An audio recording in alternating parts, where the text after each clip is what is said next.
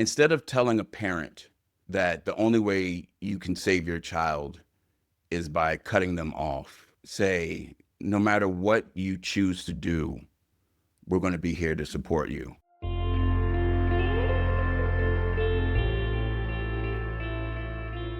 Welcome to Flood for Love of Recovery, where I'm your host, Dominique Zager. Sibling relationships can be so unique, but they can become more complex when there's drug or alcohol use involved. If you find yourself questioning how to help, you're not alone. Join me on this journey in restoring hope and healing.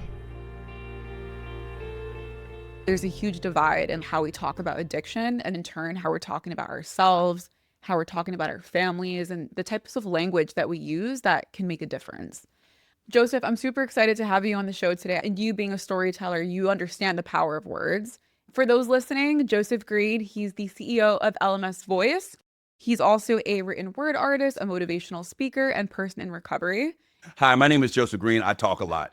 I would This is a good place for you to be then. I know, right? Yeah, this is the right profession, is hosting these and being hosted on them.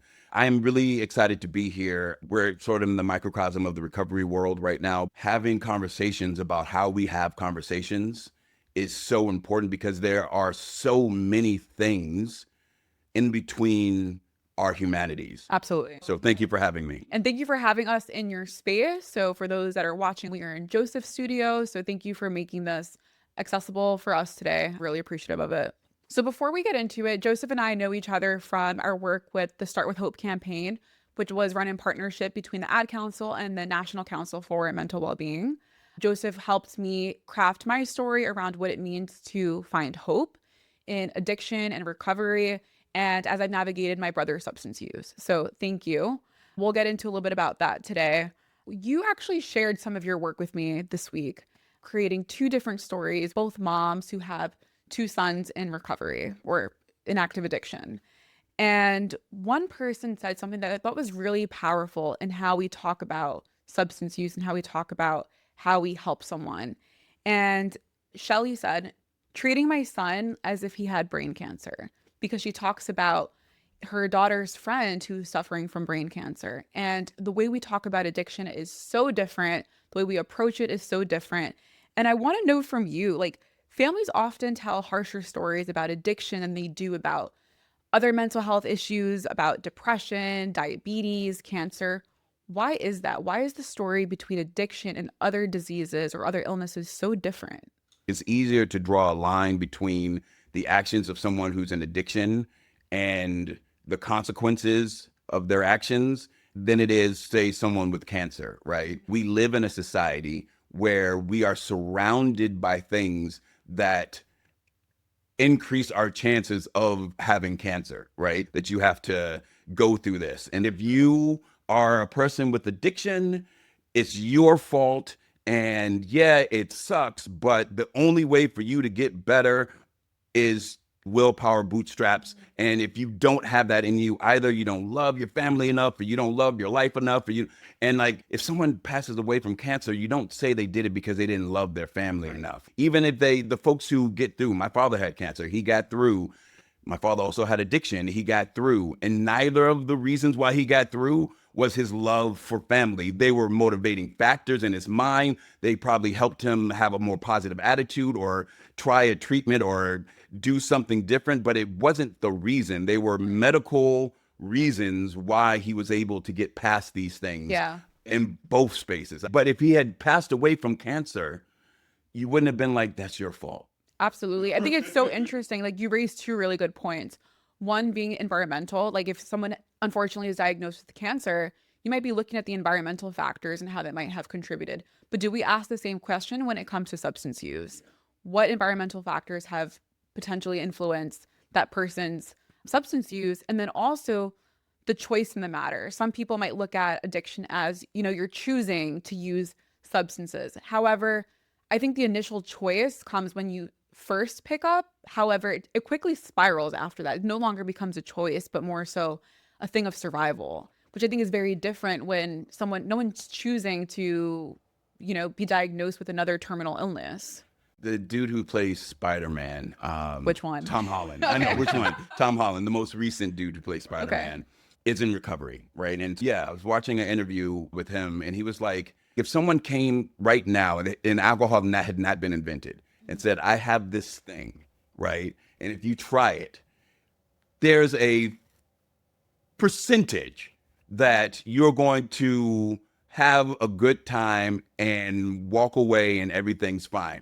But there's also a percentage that you are going to form a habit to this and you're going to treat the people that you care about the most awfully and you're going to lose touch with your dreams and reality maybe, and it's going to kind of convince you that you can do things that you shouldn't be able to do and so on and so on and so Right. forth. Like immediately it sounds like an awful Absolutely. beat, right? This is not me having an argument for like sobriety for everybody and so on and so forth, but like you can't put a kid in a candy shop and be mad when they get a cavity. Absolutely. I think it's also about the important, like an informed decision, like an informed choice. I like to think that some of the work I do is about treating young people as intelligent beings and giving them the tools with which to make a decision, the tools with which to decode media, the tools with which to understand that they can still love and respect their parents, but make choices that are different than them. I definitely agree with that. I think a lot of the times we talk about using fear as a tactic to discourage people from either using substances or kids experimenting with drugs and alcohol or even sex. That's where the power of having those conversations. If substance use runs in the family, then I think that's an opportunity to talk to your teenager or young adult about, here are all the things that have occurred. Here's what you should know about, drugs or alcohol. And the person is probably going to make their decision on their own, whether or not you like it. And I think at that point, at least let them make an informed decision. So that way they can move more wisely. There's also, and this is a less popular stance, because this steps on the toes of folks who only understand addiction as person on the side of the road or the person who's getting in a bar fight or committing domestic violence or whatever it is. Like that's their only idea of what a person with a drug or alcohol problem looks like. And there's slow death. There's fast death, right? I think a friend of mine, I'm about to like hella paraphrase her quote, but it's like people can understand like an opioid pandemic because people are dying quickly. It's a lot harder Right. to understand that just because you don't have a physically debilitating addiction to a substance, like it's a spectrum of issues. It's the mother who has half a bottle of Chardonnay every day after work, and what are they detaching from in that moment? There's a lot of There's a slow gray death in area. the middle. And the question for society, I think, less than should we be helping people with addiction and have compassion for people with addiction problems, is we should be having compassion and conversations about people no matter where they lie on the spectrum. Because just because it's not killing you right now, you're not in danger of doing something dangerous right now, 100%. doesn't mean your life couldn't be better if this thing wasn't there. My personal journey was hard drugs, and I stopped doing those hard drugs. And I thought, okay, I've done the thing that I need to do. I've gotten over the hump. And I only did drugs. I only drank as hard as I did because I was doing hard drugs. Now I have control of that. So I definitely will have control of my drinking and so on and so forth. It took maybe 5 years before I came to the conclusion that actually I don't have addiction in the same way where if I don't have a drink, I'm going to flip out. But it's my way of self-soothing. If you do that 5 days a week, one glass is not going to be enough. Then you start showing up late to work. Then your kid brings something to you and you don't remember doing it, or you play it a little too rough, or it's like, oh crap, I drank, but I was supposed to pick my kid up from this thing. So now I'm drinking and driving. Like, and you can still work, right? You're still functional for the most part. No one really knows that you have a problem, but your quality of life is poor. And I think that people would seek help sooner if we realize journey can be questioned also, and that I shouldn't be trying to fit in with the norm, because society's norm is not always the right thing. It's going to be very different for each person. You just brought up a great point that it's not always black and white when it comes to the degree of addiction or the substance use, because in our last episode, we spoke to Marcy Hopkins, and she talks about how she was suffering from alcohol use disorder. But to your point, she wasn't, exuding any crazy behavior on a daily basis. Yeah. But it did get to the point where it's like she's drinking and driving, or her relationship with her husband or her kids isn't what it should be. And she realized that's when I noticed that I had a real problem. Yeah. It wasn't because there was some big traumatic thing that happened all the time. It was just so when you start to question it, that might be the red flag that that person might need. You have problems because you're human and you're alive and life is conflict, right? But I drink to deal with my problems. And then the drinking skews your judgment. And then the problems become worse. And then you have that conversation where it's like, well, it's not the drinking, it's all the issues I have. Well, the drinking is keeping you from doing the hard work of facing the issues. Right. You always have something to turn to. And we're talking about substances, but there are any number of things absolutely. that people can turn to. So I think that having that conversation, and one of the things why I think storytelling is important is until you hear sometimes your journey through someone else's ears, but I didn't know how wrong they were because I've never had an example put in front of me. Because a lot of times it's hard to dream what you can't see, but it's also hard to conceptualize how broken things have become until you receive a reflection. With addiction, people compartmentalize, they shade certain parts of their lives from certain people. Right. Some people know these things. All of that is to divert the direct reflection of your actions. And if that's not happening in your life, sometimes it happens when you're scrolling and you see a clip and you're like, oh my, this speaks to me. Especially with social media, it becomes an area of comparison. Yeah. One of the things that I think can be challenging and also came up in Marcy's episode is like when we start to use words like alcoholic, addict, junkie, I feel like it creates a very vivid image of a stereotypical person in people's minds. Like you said, a lot of the times people will assume that you're talking about the homeless person on the street. And while they might be someone who's struggling too, it's not the only representation of what it looks like to have a substance use problem. There's a lot of dismay for using people first language. When I hear people say, what do you mean they're a person with a substance use disorder? Like, why don't you just say like addict? Yeah. I think there's a lot of power in using that person first language. And I think there's a lot of power in not wanting to box someone into a potentially harmful label. Yeah. So my journey with people first language and identity and titles and all of that goes back to the autobiography of Malcolm X. Malcolm X is in prison, and I think he's still going by his street name, Detroit Red, at that point. And he's approached by an elder, and he gives them the dictionary. And he says, I want you to go through the dictionary, and I want you to reverse the meanings of the words in here. This is a Eurocentric book that was created to uplift one specific part of society.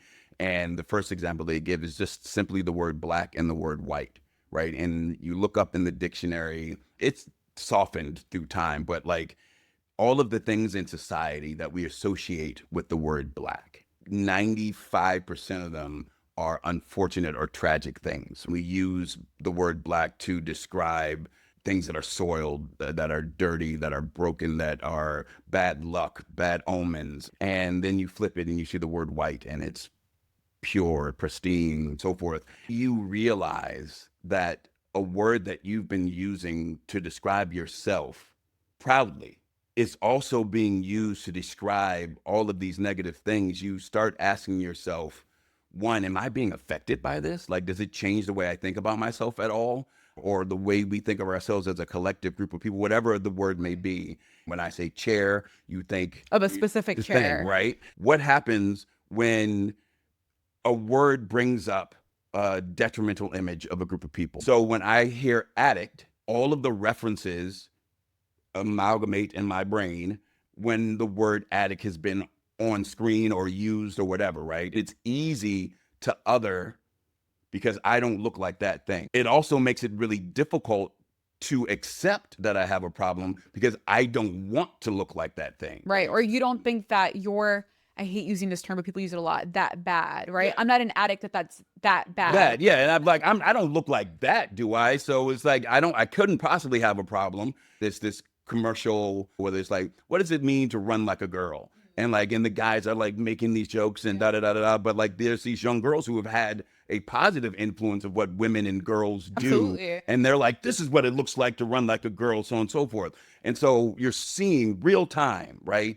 Scientific experiment happening right in front of you. What happens when a word brings up a detrimental image of a group of people? 100%. My oldest child is delivering his first direct Valentine today. The pressure is and on. everyone's everyone was like, do we talk him out of it? Do we let him do it? How do we brace him for what the reality of what could happen? And that feeling right there, where you want to wrap your arms around people and never let any of the bad things happen to them, right? You can't create that perfect world because we're human, but you can strive for it. So when you ask me, why does it matter what word I use to describe a thing? That's why. If this word hurts people, makes them feel bad, keeps them further away from the light and love and joy that we all hope to have in our life, why is it so hard for you to make that change? And now, are you living the conviction of your values that you say Right. you have, that you consider your people to feel So good? interesting that you say that, because I think sometimes we use that word, right? Especially if it's our loved one is like, they're just an addict, right? And it also gives like that cop out excuse to just dismiss who they are because that's all they'll ever be. I remember going to Naranon meetings with my mom early on. For those who are listening and don't know, Naranon are support groups for friends and family members that have a loved one struggling with narcotics. And I remember listening to the way this whole group of people is talking about addiction, and they're using the word addict over and over. And I remember one member in particular says, I need to refer to my son as a junkie because that's the only way I'll be able to detach and disassociate and separate him from who he really is and him from being the addict. And when I say that he's a junkie, as horrible as it sounds, it gives me the space to detach and like cut him off. And I remember that story really struck me. Yeah. And after that, I was very intentional about never wanting to refer to my brother or any person that I knew as a junkie or an addict or in a negative way that's all they'll ever be. Because if I'm talking that way about this person that I love, how is the rest of society and the people that I know going to look at and speak about this person or the next person who's also struggling with substances? Yeah, that's one half of it. And the other half is you are now using language to do what they are using drugs to do, all in the name of not feeling as bad. Justify your to actions justify for your better or actions for worse. for better or for worse. There's a compassionate way to make hard choices. Am I doing this because I am full of shame for how this reflects back on me? They always say like the opposite of addiction is connection. Yeah. If we keep moving in with this mindset of, you know, cutting them off, dismissing that that's all they'll ever be, it makes it harder because then you start to weaponize the way love and support them. And you start to exclude the possibility of still supporting them in a way that can be done so compassionately. And I want to think very tactically about the very specific types of mindset shifts that we need to make in order to make those compassionate changes. So, for example, like one of the words that I hear a lot is deserve. Yeah. Are they deserving of love? Are they deserving of support? And my brother has been in recovery now almost a year, coming up on April. And as part of his young adult treatment program, my parents and I go to a family support group. And a member there had shared her story about her teenage daughter who was not ready to see her older brother at this treatment program. And the younger daughter had said, he doesn't deserve my love. He didn't deserve the support after everything that he put us through. And I think it's interesting to talk about what does it mean to actually deserve love when you're in recovery, or deserve love and support when you're in active addiction and you might be seeking recovery, you might not be. Like, what does that really mean? I strongly dislike the word deserve. It is too easy.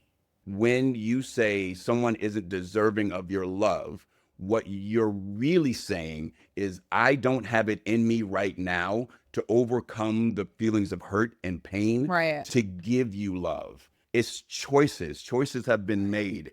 And when someone is afflicted with something, regardless of how they became afflicted with it, your choice should be based on the type of world that you want to exist in. Love that.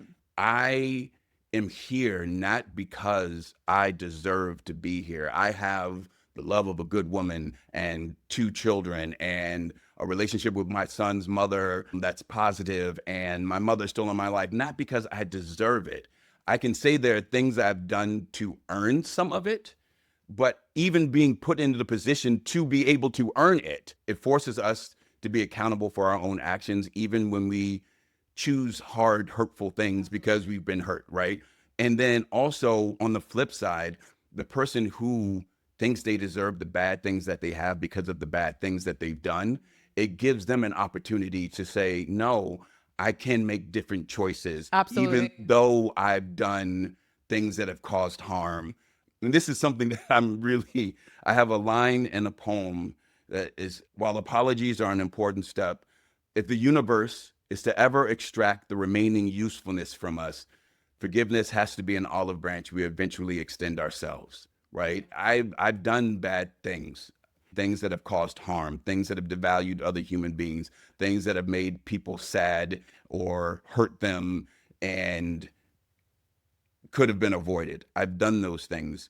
But if I would have stopped with the shame and guilt from those things, we wouldn't know each other. Absolutely. And Right? it's so interesting that you say that, because I think deserve can also keep you stuck Yeah. in those very harmful patterns. I think especially for people who struggle with drug and alcohol use, you can say, I've done all these bad things to other people, or I've done all these bad things to myself, and I've hurt those that I care about. So I deserve all the negative things that the world feeds me, right? This is the price that I have to pay.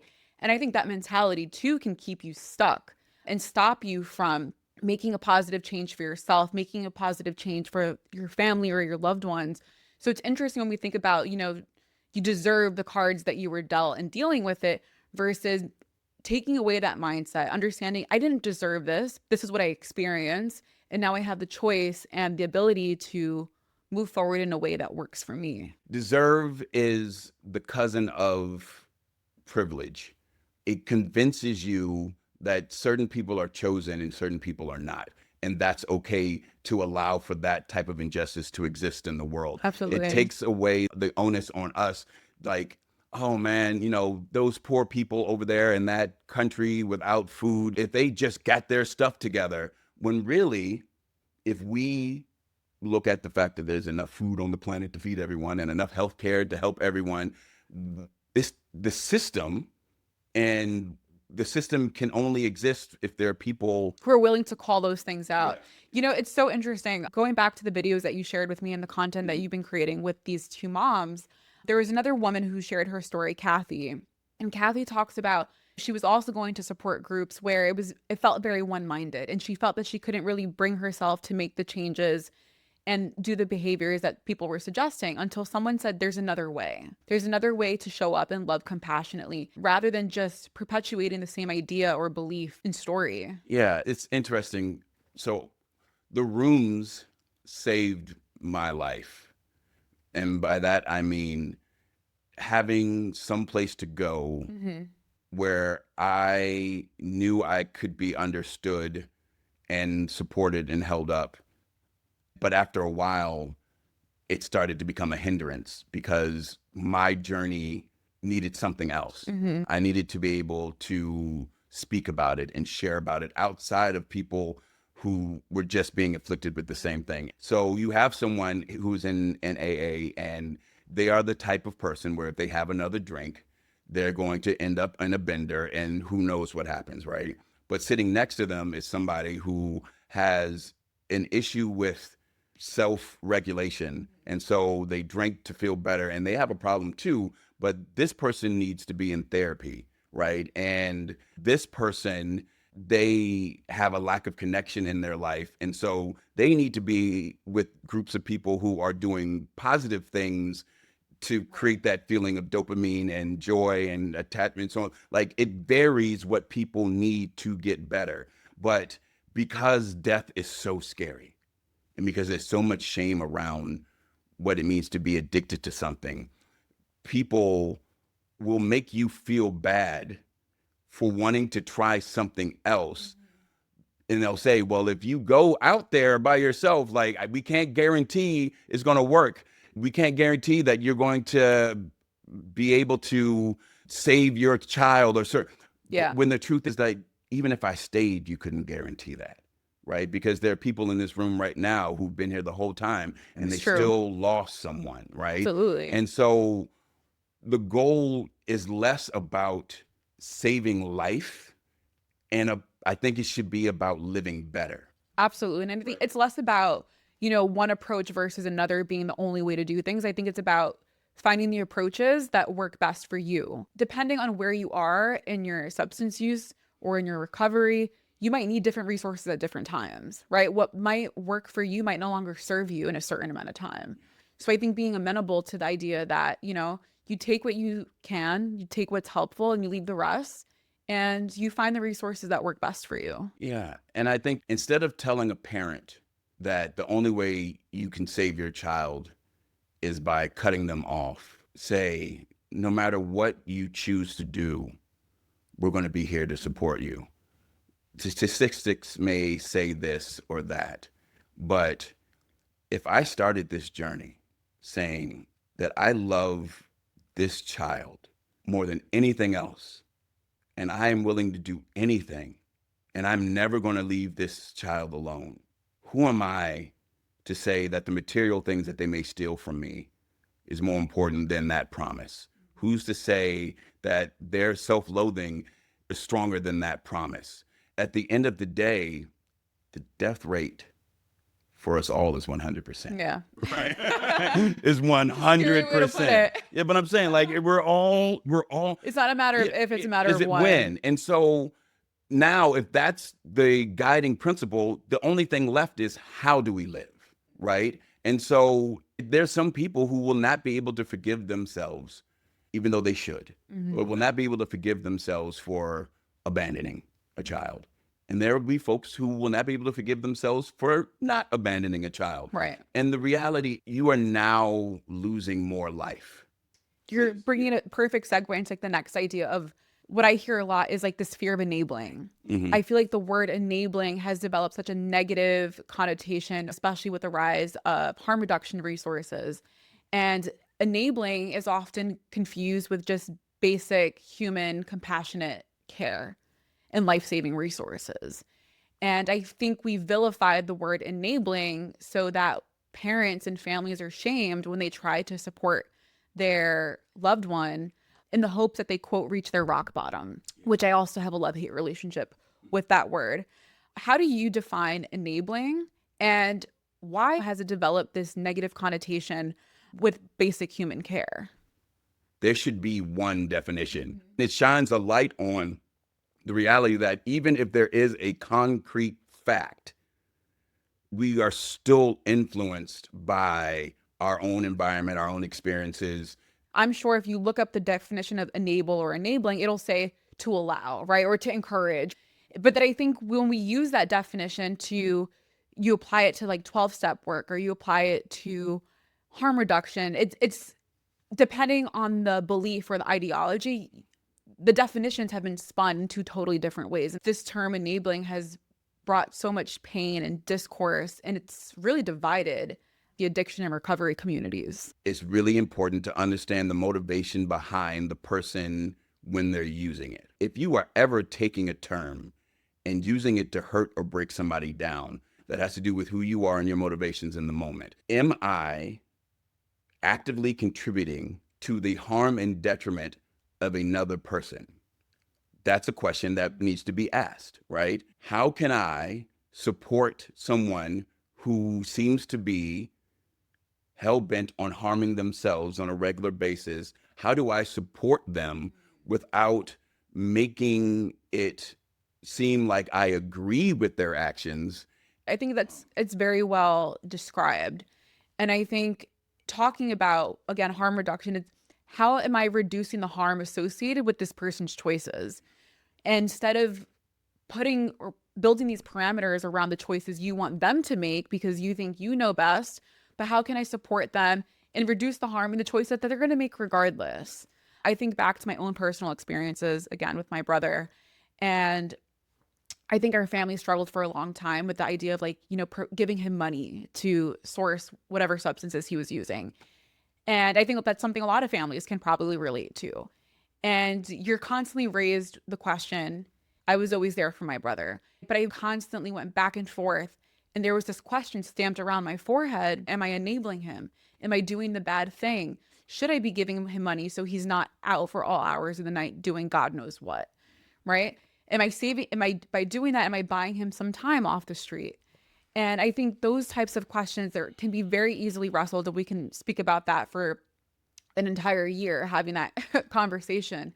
Well, I think there's this misconception and this idea that people should be able to fix themselves through sheer willpower alone, right? And what's crazy to me is how many different things that we have in society that we know are harmful, but we make space for, right? Like right now, at whatever time of the day it is, I can go to a place where they have chairs for me, they have a warm and welcoming environment for me, and they have food for me. And if I have money, they will give me a substance that could potentially kill me. But they have it advertised. And while I'm in the place where this is happening, I can look up at the television, and that's perfectly normal, right? So if there were the same hospitable places for people who used other substances, who were potentially needing that connectivity more than they needed the substance, if we didn't punish people for these things, like it wouldn't even be a question of like, well, how am I enabling? It's how is society forcing people to make decisions with limited resources and expecting the outcome to be positive, right? Like, why don't I have some place that I can go right? And if I'm feeling overwhelmed and the world is coming at me in all sorts of ways, but we're also going to wonder why so many people feel lost and have nowhere to go and turn to substances. It's so interesting because like you're saying, you can't just walk into like a drop-in center and get the mental health support you need as quickly as you can walk into a bar or a liquor store, right? So I think it's also about how, like you said, society can enable that. If you think about your basic bar, no matter where you live, your bar probably has a parking lot, or there's probably street parking right at front where you're more than welcome to park at. And everyone knows if you're intoxicated, you shouldn't be drinking and driving, right? It's not something that's really up for debate.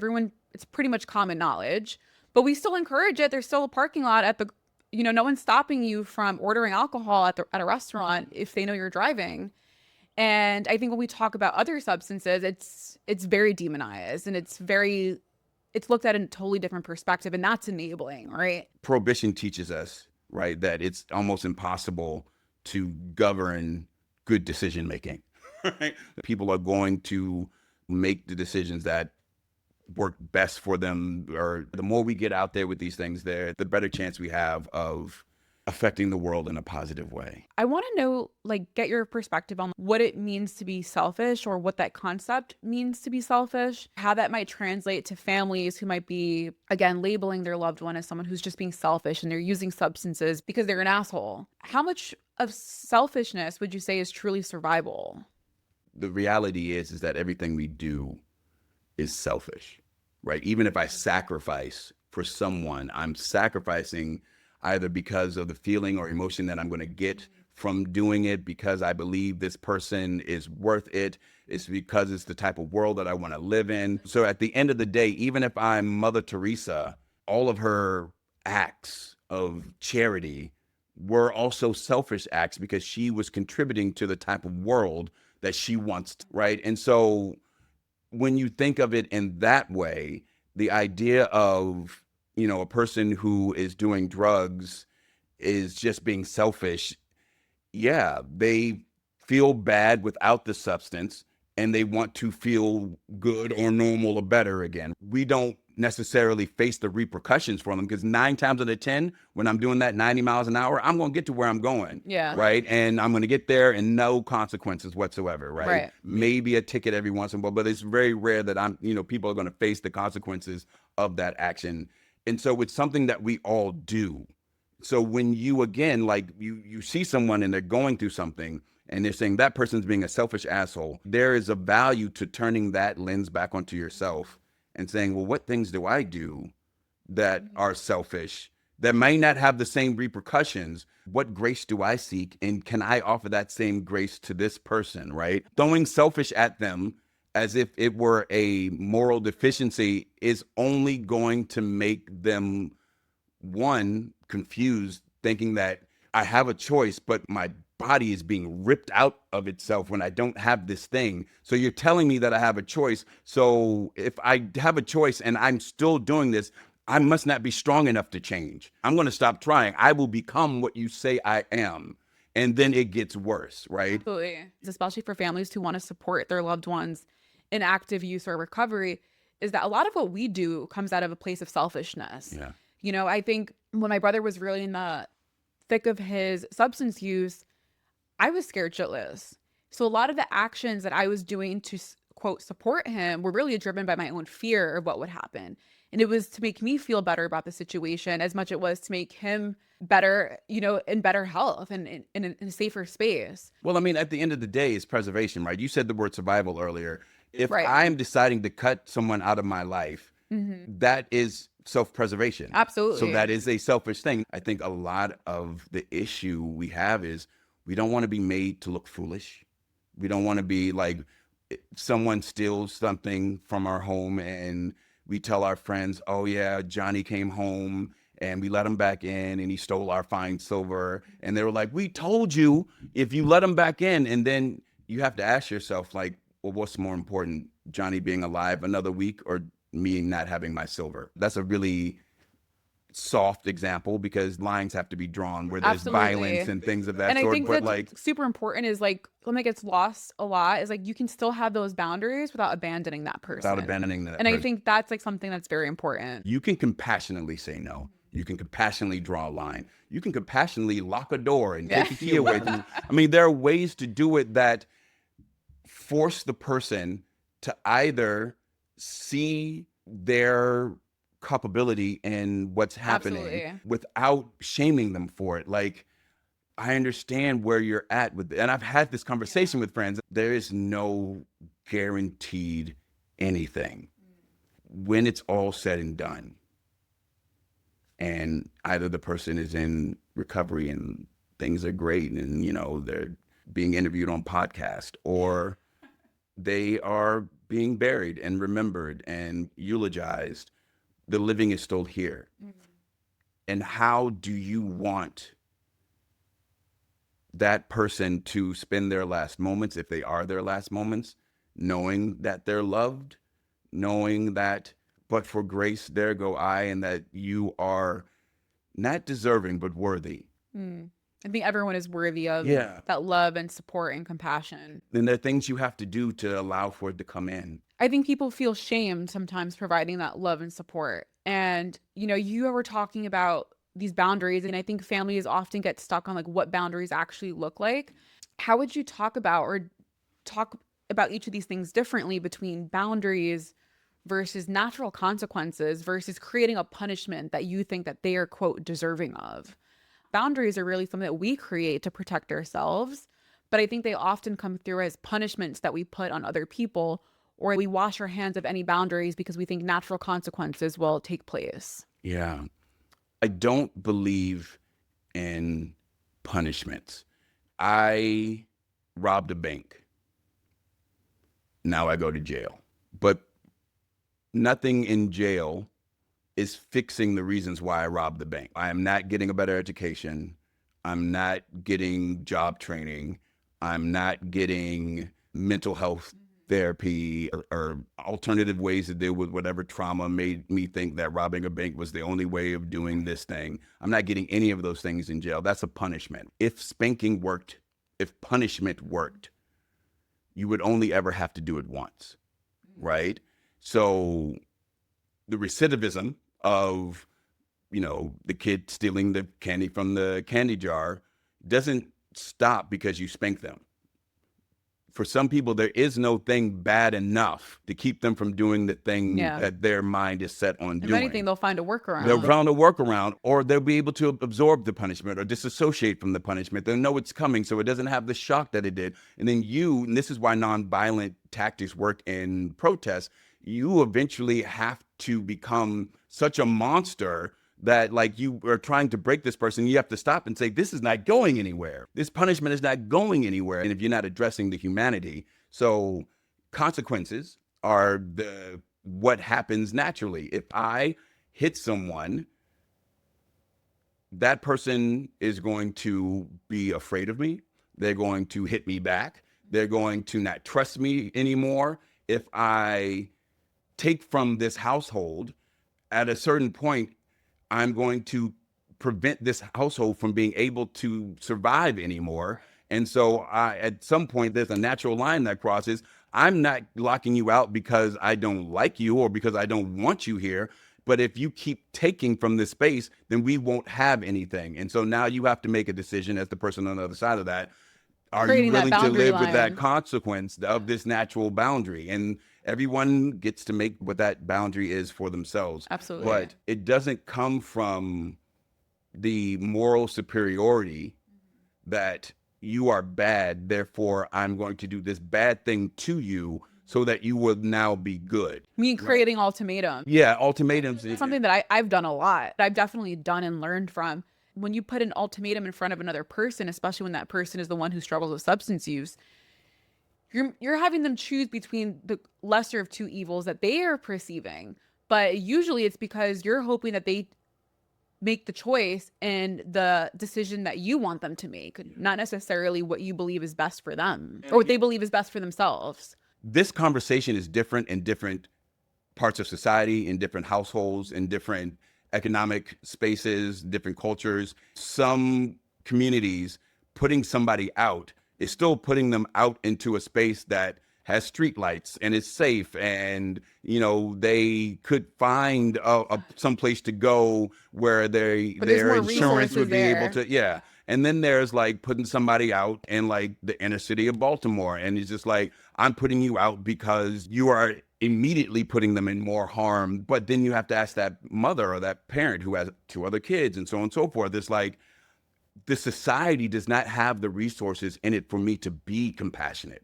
And I think that's another really important thing, is that, like, if I have 3 kids and 1 kid is bringing violence into our household or bringing drugs into our household, and I don't have the finance, health insurance, or infrastructure in the community around me to be compassionate and get help and have support, and sometimes the only thing I can do to save the lives of the people who 100%. is get that person out of here. So I want to be clear to everyone who's listening that I realize that there are levels to this, and that a lot of this compassion till the end talk doesn't work for everyone. And that's also something that we need to be addressing. We can choose compassion all the way to the end, understanding that the end is different for different people, and realize that part of the problem is that we don't tend to think about these issues until they are in our lap.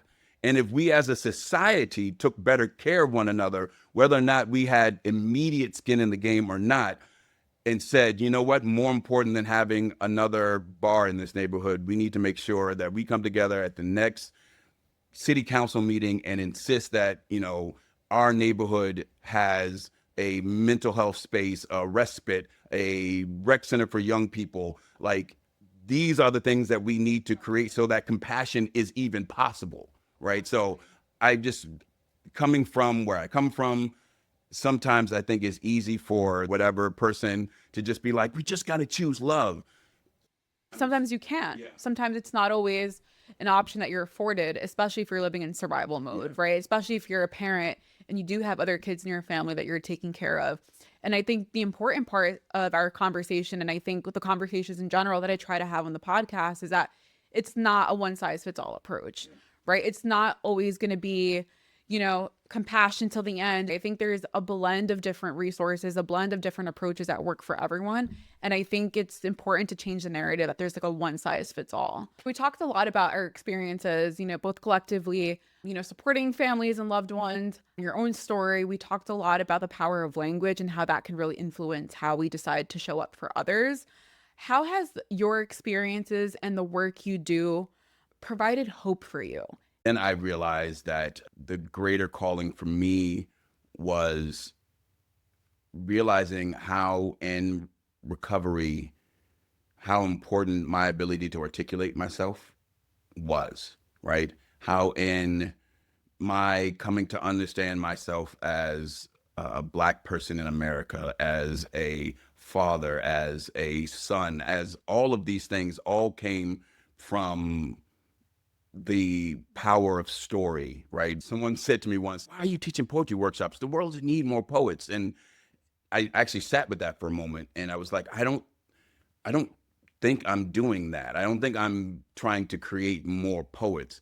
I am trying to create more poetically minded people. Some of us need to get in front of an audience. Some of us need to turn to our loved one and be able to express ourselves. Some of us need to change the story that we're telling ourselves in our own head, right? How is story going to help you? I find hope in getting out and talking to people. I'm choosing to do all of those things, and that I am inspired to do those things, not because I am innately good, but because I've been inspired by other people who have done the same thing in my life. Our life is one big story, but I feel like we live our life in series of chapters. And for families in particular that are trying to find hope, especially in like the darkest of days, when their loved one is not in recovery, they are in active addiction, things just feel chaotic or overwhelming. Where would you encourage them to look to find hope? And how would you encourage them to not be defined by their stories, but also find ways to continue to live in spite of them? Intentional, simple kindness to ourselves can begin a cascading effect of bigger kindnesses to the people around us, feeling present and aware and grateful. There are little things that we can do that can sometimes quiet the alarm and urgency of the world that we've created around us that will give us a fighting chance. Yeah. Right. And that's how we start that journey, I think. And even if, even if you're doing great things for yourself, sometimes just stop and be. Yeah. I always say, my friend always says, sit with yourself, count the ceiling tiles. And like you said, sometimes walk, breathe, pay attention to those subtle signs, because those are things that we not only take for granted but we forget that we have choice. And sometimes we move through life not being intentional with the decisions we make. An exercise that I do, I ask people, like, what do you like to do on a rainy day? Right. And so what I started to notice, a lot of the things that people do on a rainy day are a form of self-regulation, right? Cozy up with a good book, go out in the rain, catch up on my favorite television show. The thing that you do when you think you can't do anything else is something that brings you joy. I can't expect my children to live any better or to treat themselves any better than I treat myself. So a lot of times if I'm giving a talk, the first thing is always, what are you doing for you? Because not only do you need to be the example, but you need to be the best version of yourself to help this person who is going through whatever it is they're going through.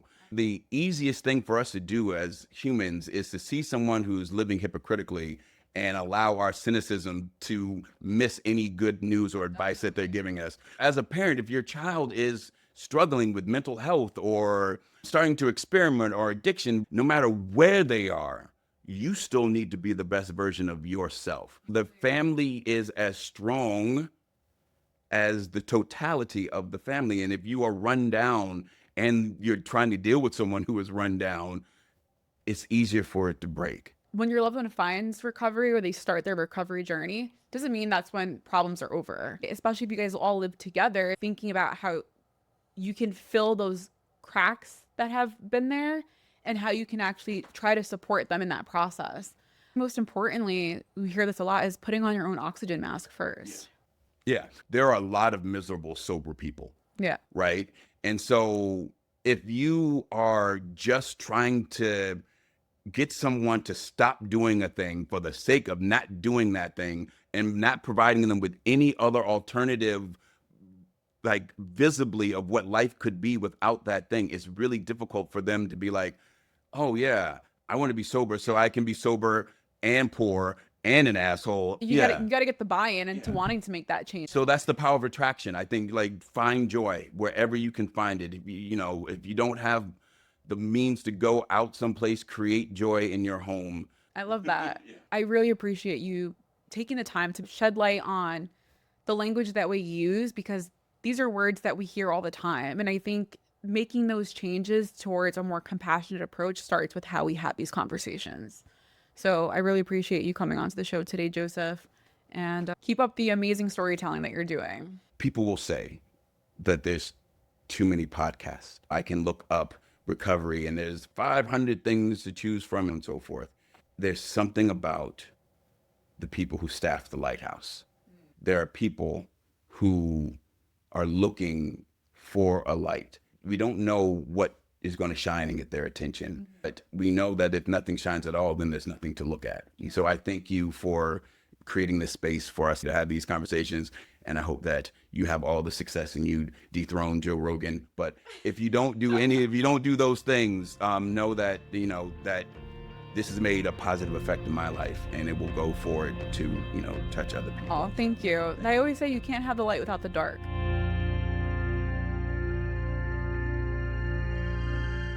Thanks for listening to this episode of For Love of Recovery.